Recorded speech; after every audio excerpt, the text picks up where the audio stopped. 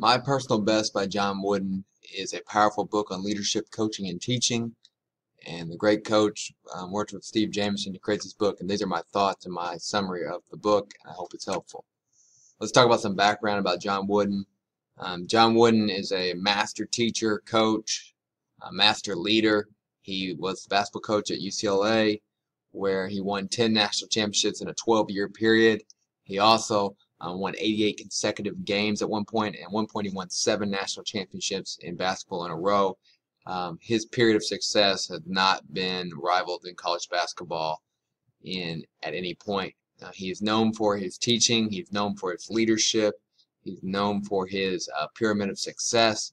And we can learn a lot from this book, not just if you're a coach or a teacher, but also if you're looking for leadership success in any way.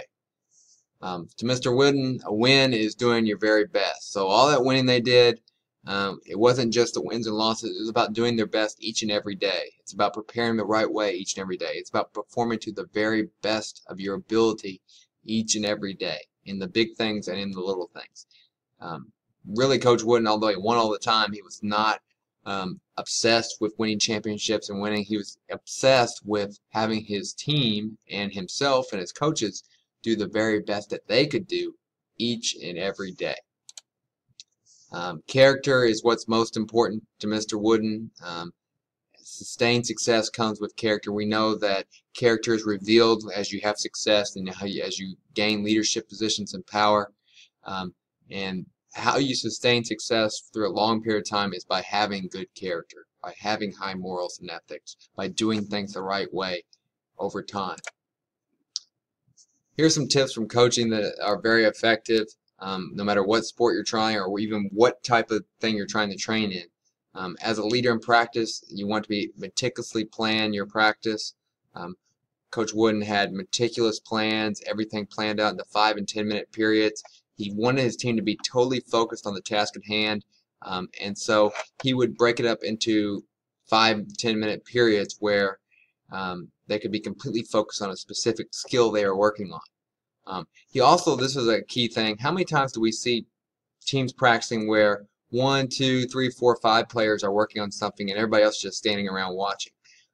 Coach Wooden was a master of designing practices where everyone was doing something. If he was working with his team on a play or a type of continuity on offense or defense, the 5 guys on the court might be working, but he would also have his other players, his reserves, his people on the bench, working on skills on the sideline or working. He would use all the goals, use all the different ways to make sure everyone was doing something engaging at all times. He thought conditioning was critical to success, and I totally agree. It doesn't matter how fundamental you are. It doesn't matter how much you know about the game or how skilled you are. If you're not in good enough shape to execute, your plan is ruined. So he was very good at organizing conditioning into his practice. His teams were known for running and playing faster than their opponents because they're in better shape.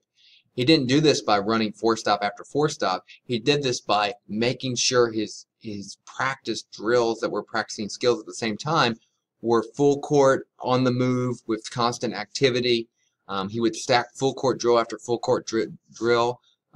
He would have them do full court drills and then do full court like press breaking, press offense, those type of things back to back to back, and keep the pace of practice high. So whatever sport you're doing, think about the conditioning that you need, or just in life, think about the conditioning and stamina you need and how you can build that and still work on your other skills at the same time.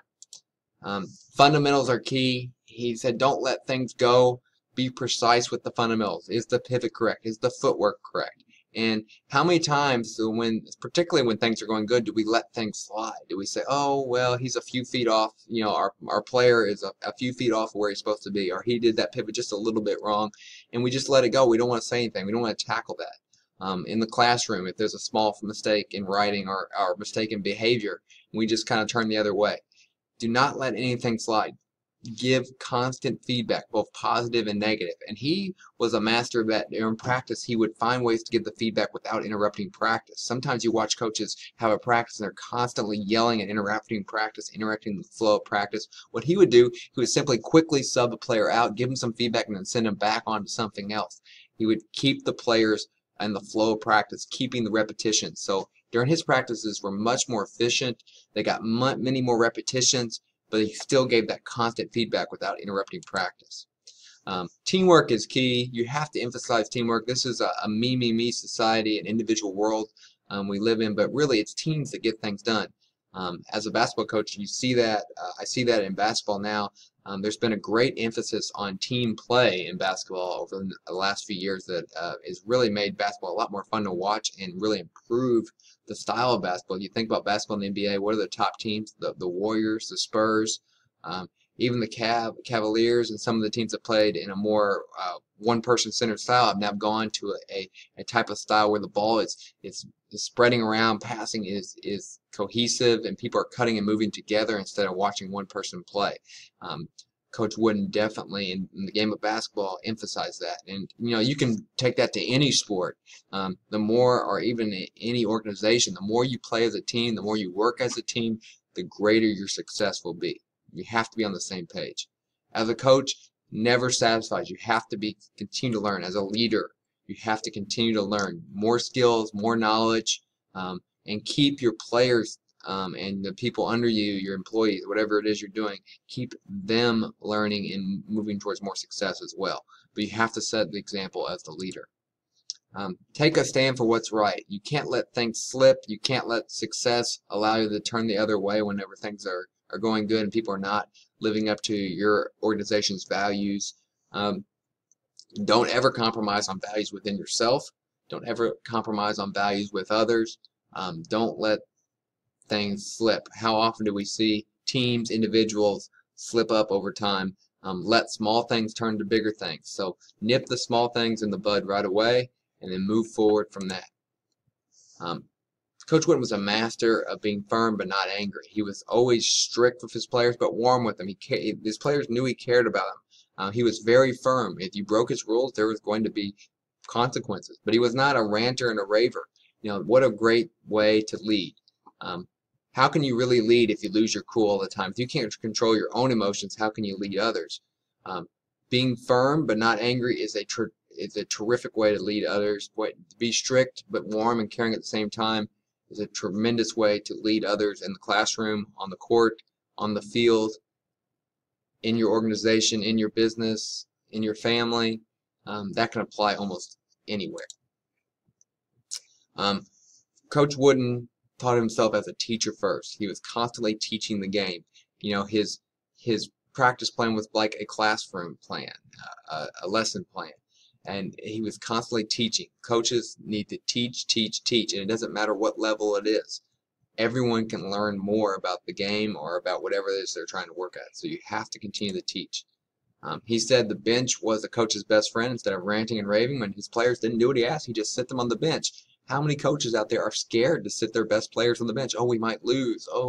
But you're going to get the benefits in the long term by establishing a culture. Championship culture means that everyone is doing what they're supposed to be, from the last guy to the best player. And if people who are not living up to that standard need to sit on the bench. That will teach someone much more than ranting and raving at them and still letting them do whatever they want.